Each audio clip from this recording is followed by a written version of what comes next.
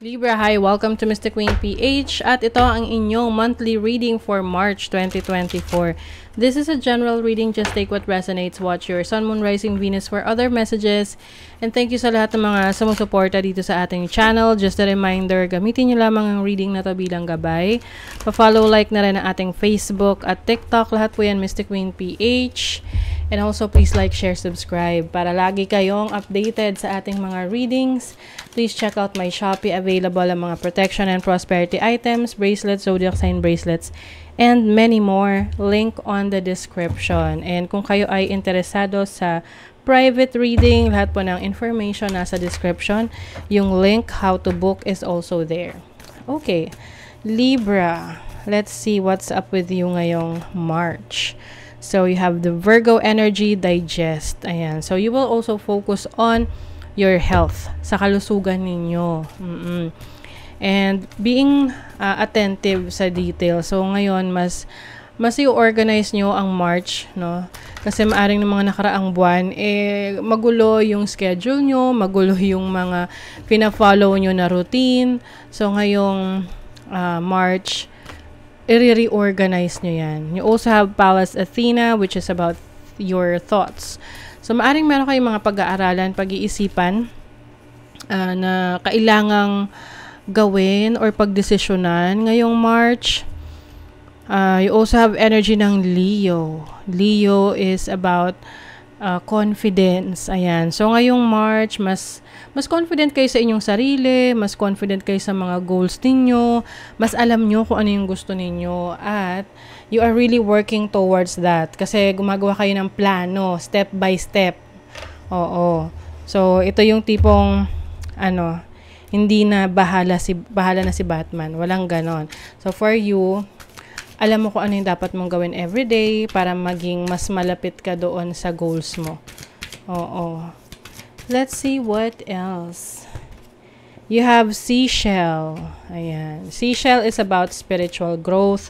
So, I think for some of you, nagkakaroon kayo ng spiritual awakening. You are evolving, no? Nagbabago yung pananaw mo sa buhay, yung belief system mo. Mas nagiging courageous ka ngayon, no? Malakas yung loob na i-explore pa yung sarili mo, i-explore pa yung mga nalalaman mo, yung mga natututunan mo, especially in your spiritual, can be career or spiritual life. Oo, so ngayon talagang nagkakaroon kayo ng mas matibay na connection sa universe, kay God, kung ano man yung inyong belief system, kung ano man yung religious organizations na kinabibilangan nyo, you are becoming more connected to your faith, no? Sa yung paniniwala. You also have breath. Ayan. So, itong breath, this is about your ideas or a breath of fresh air, sabi nga, diba? Maaring meron ka mga ideas ngayon, ay inspiration, pwedeng eureka moment, no? May mga naiisip ka na, uy, magandang idea yan, gusto kong subukan yan. Kasi nga, you will be connecting more rin sa iyong sarili, sa iniisip mo. So, medyo magiging malikot ang iyong isip ngayon, to the point na meron kang mga sinatawag na crazy ideas na pag shinare mo sa iba, isipin nila na, oh my God, ang hirap niyan. Oo. Pero alam mo sa sarili mo na kaya mong gawin. So, I think yan yung i-explore mo rin ngayon. Pag-iisipan mo kung paano mo yan sisimulan, paano mo i-execute, diba? Let's see your overall energy. You have the Knight of Wands, or you are a person in action. I think some of you will take some risk, no?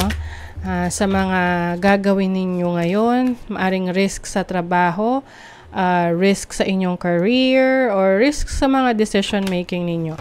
You also have the Ten of Wands. Yun nga lang, medyo loaded kayo ngayong March. Marami kayong responsibilities, maraming kailangan gawin, maraming obligasyon. You're going to be very busy. Pero, sasabayan mo yan ng energy mo no? Kumbaga, sasabayan mo siya ng bilis ng pagkilos mo. So, I think kahit marami kang kailangan gawin, marami kang responsibilities, kayang-kaya mo naman siyang i-handle. Kasi like what I mentioned kanina, i-organize mo yung sarili mo ngayong March. Kumbaga, kahit na marami kang trabahong kailangang asikasuhin, kung nakaplano naman yan, lahat yan magagawa mo. Unlike na kahit na konti lang yung kailangan mong gawin, pero wala kang organization, hindi mo siya ma-schedule, ma-manage, wala. Hindi mo yan matatapos kahit konti lang, no? So, let's see your challenge. Ang challenge nyo, Queen of Cups. Okay, so maaring you may be emotional during this time. Kasi, syempre, pag masyadong marami kang burdens, marami kang kailangang asikasuhin, minsan nagiging emotional tayo, 'di ba? Na lalo na pagdala ng pagod, puyat. So yan yung challenge mo ngayon, kung paano mo i-manage yung emotions mo. Oo. You also have the King of Pentacles. So this is about your finances, your career. So pwedeng maraming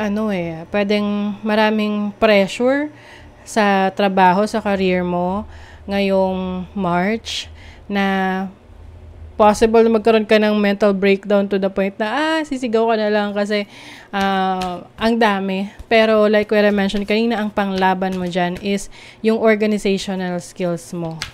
Oo, yung planning, okay? Yung pagde-delegate mo ng mga kailangang gawin, yung mga task. Kasi kaya mo siyang i-handle.